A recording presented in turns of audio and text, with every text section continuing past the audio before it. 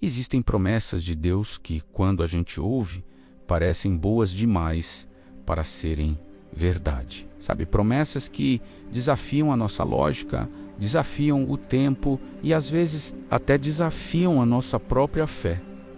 Elas parecem grandes demais, distantes demais, complicadas demais, mas a Bíblia está cheia de histórias que mostram exatamente o contrário. O impossível é o território onde Deus mais gosta de agir. É no cenário do não tem mais jeito que ele se revela de uma forma extraordinária. Talvez você esteja hoje diante de uma situação assim, olhando para um problema, um sonho, uma porta fechada e pensando, isso aqui não tem mais solução. Se for o seu caso, preste muita atenção, porque essa mensagem pode ser a promessa que Deus tem para você.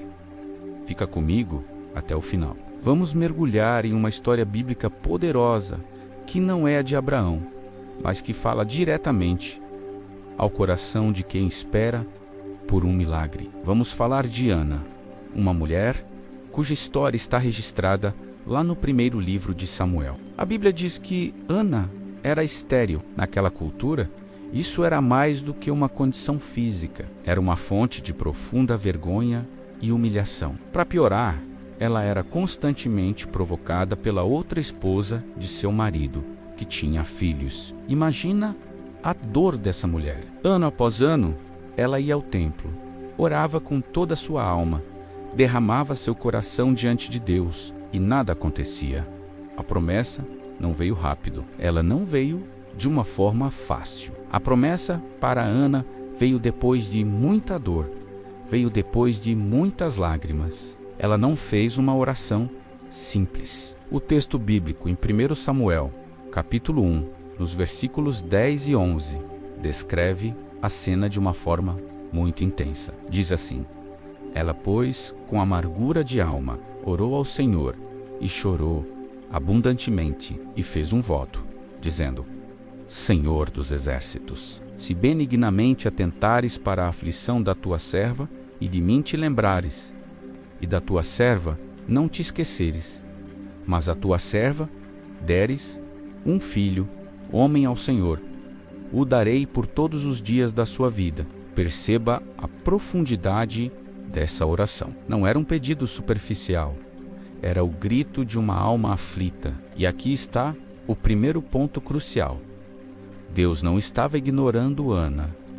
Aquele silêncio, aquela aparente demora, não era um sinal de rejeição. Deus estava, na verdade, preparando algo muito maior do que Ana podia imaginar. O filho que ela tanto pedia não seria apenas uma criança para preencher o vazio em seu coração. Aquele menino, Samuel, estava destinado a ser um dos maiores profetas de Israel, um homem que mudaria a história de sua nação.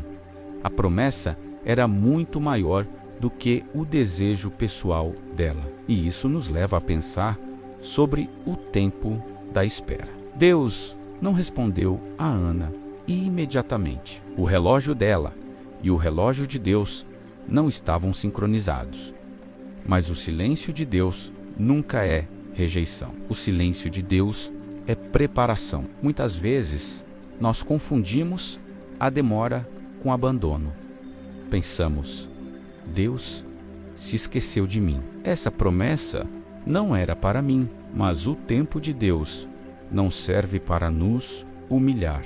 Ele serve para nos preparar. O atraso no nosso calendário humano não cancela as promessas divinas. Pelo contrário, muitas vezes é nesse tempo de espera que Deus nos molda, que Ele nos fortalece, que Ele alinha o nosso coração com o propósito dele.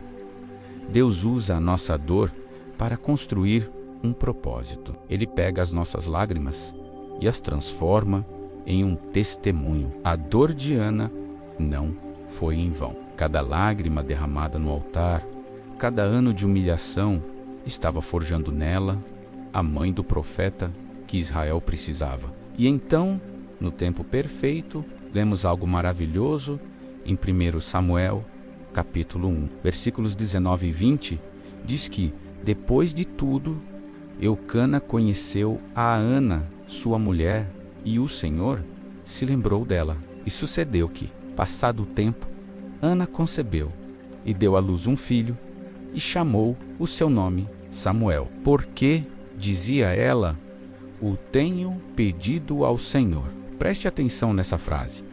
O Senhor se lembrou dela. Não é que Deus tenha uma memória falha e precise ser lembrado. Essa expressão significa que chegou o momento de Deus agir publicamente, de cumprir sua palavra, de honrar a fé daquela mulher. A espera terminou e o milagre nasceu. Aqui nós chegamos na lição espiritual mais profunda dessa história. Quando Deus nos promete algo que parece impossível, Ele não está testando a sua própria capacidade, porque para Ele nada é impossível. Ele está, na verdade, tratando a nossa fé.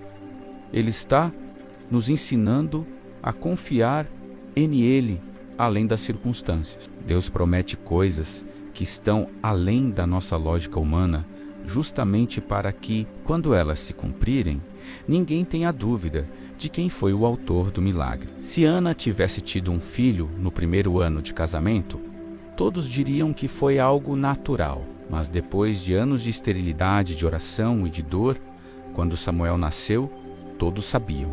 Isso foi um milagre de Deus. O impossível glorifica a Deus de uma forma que o possível não consegue. Além disso, a promessa de Deus sempre carrega um propósito maior do que o nosso desejo imediato. Ana queria um filho para acalmar a sua dor e acabar com a sua vergonha. Era um desejo legítimo, um desejo bom. Mas Deus queria dar a Israel um líder, um profeta, um juiz.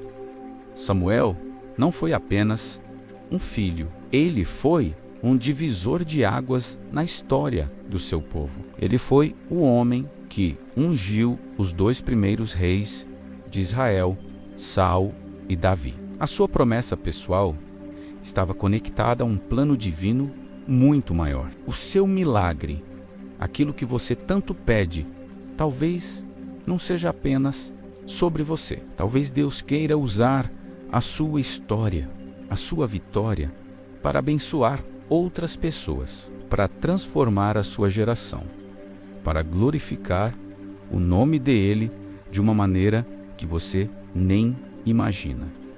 Agora eu quero falar diretamente com você. Quero que você pense um pouco o que foi que você já desistiu de pedir a Deus. Qual foi aquele sonho, aquele projeto, aquela oração que você fez por tanto tempo, mas que por causa da demora, você simplesmente guardou na gaveta da alma e decidiu não tocar mais no assunto? Qual é a situação na sua vida hoje que você olha e diz, isso aqui é impossível? Pode ser na sua saúde, na sua família, no seu casamento, nas suas finanças, no seu ministério. O que é o seu impossível? E seja sincero, você ainda ora sobre isso com a mesma intensidade de antes, com a mesma fé? Ou você só se lembra da promessa com uma ponta de tristeza e saudade? Quero te dizer uma coisa com todo o meu coração. Deus não se esqueceu da sua oração. Ele não se esqueceu da promessa que te fez. Ele só não trabalha no seu relógio. Aquele seu pedido, aquela lágrima que você derramou em secreto, aquele clamor que você fez quando ninguém estava, Deus ouviu. E Ele está no controle de tudo. A demora não é uma negação. A espera é parte do processo. Portanto, se Deus te prometeu algo, Ele vai cumprir. Mesmo que pareça tarde demais. Mesmo que a lógica grite que não há mais esperança. Mesmo que as pessoas ao seu redor já tenham desistido por você. A promessa de Deus não tem prazo de validade. O tempo não pode anular o que Ele decretou. A dificuldade não pode impedir o que Ele decidiu fazer. A promessa não morreu. Entenda isso. Ela não foi esquecida, não foi cancelada. Ela só está sendo preparada no tempo e no modo de Deus para se manifestar da forma mais gloriosa possível. Lembre-se sempre do que o anjo disse a Maria, outra mulher que recebeu uma promessa humanamente impossível. Lá em Lucas capítulo 1, versículo 37, está escrito: porque para Deus nada é impossível, nada, absolutamente nada, nem a sua situação. Por isso, o meu convite para você hoje é o mesmo que a história de Ana nos ensina.